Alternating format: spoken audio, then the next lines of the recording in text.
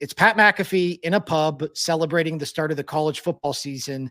It would be weird if Guinness wasn't like heavily involved in this. Like it would be weird if Pat McAfee was stone cold sober for this. So I think we stayed away from it, but I also understand like this is year 2 of Pat McAfee now. And so we as a sports media website are probably a little numb to some of Pat McAfee's antics, but I don't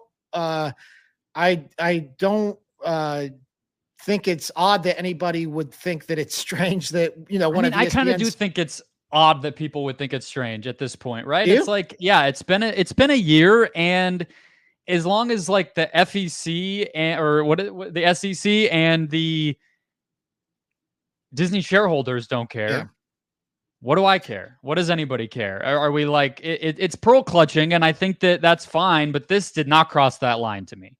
You know what I mean? Like, how long ago was Howard Stern doing his insane radio broadcast where they were doing all assortment of consuming things and having colorful folks around, right? 30 years ago or whatever. Like this just, come on. Yeah. Okay. It's ESPN. Do you own Disney stock? Unless you do, and you have some kind of major issue that this is going to blow up in everybody's face, then like, you're kind of just, I think digging a little bit. I think that people just like to find reasons to be bothered by Pat McAfee. And this did not even get close for me.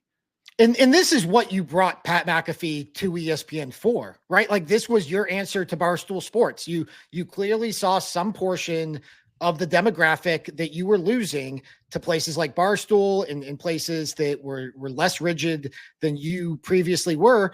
And you're saying, hey, we're going to lease this out to Pat McAfee. And there's this whole idea that Pat McAfee has the ultimate leverage on ESPN because he's not a contracted employer, which is true.